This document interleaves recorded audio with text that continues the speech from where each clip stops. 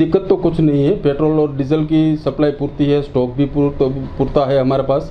लेकिन क्या होता है कि इतनी लंबी कतारें लग जाती है तो हमारा स्टॉक का भी एक लिमिट होता है, तो उसके लिमिट से बाहर हम बाहर तो पेट्रोल या डीजल रख नहीं सकते हैं। हमको जो अंडरग्राउंड टैंक होता है उसमें ही रखना होता है। तो हमारे पास जो स्टॉक होता है अफवाह की वजह से वो स्टॉक खाली होता है, तो लोगों को ऐसा लगता है कि पेट्रोल डीजल नहीं मिलेगा।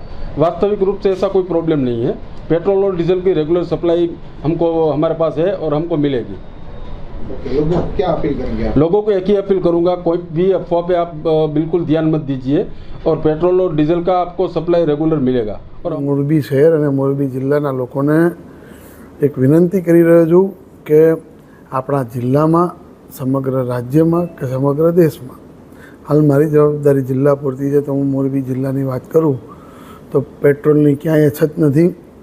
એક સાથે ઘણા બધા લોકો પેટ્રોલ ભરાવા જાય છે તો કદાચ અડધો કલાકમાં ત્યાં નવી ટ્રક એમની પેટ્રોલનું ટેન્કર આવીને એ પંપમાં પેટ્રોલ આપી દેશે। કોઈ જ તકલીફ નથી, જિલ્લામાં ક્યાંય સ્ટોકની તંગી નથી, તકલીફ નથી।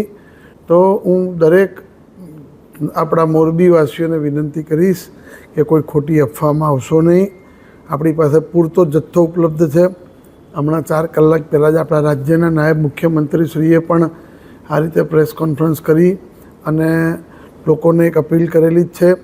એ જ પ્રમાણે અમારા અધિક મુખ્ય સચિવ શ્રી જે અમારો સપ્લાય એટલે પુરવઠાની જે બધી જ બાબતો સંભાળી રહ્યા છે એવા મોના મેડમે પણ બધાને પ્રેસ કોન્ફરન્સ કરીને આવી અપીલ કરેલી છે।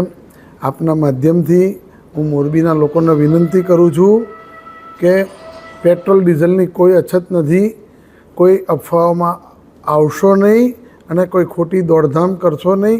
આપણી પાસે પૂરતો જથ્થો ઉપલબ્ધ છે।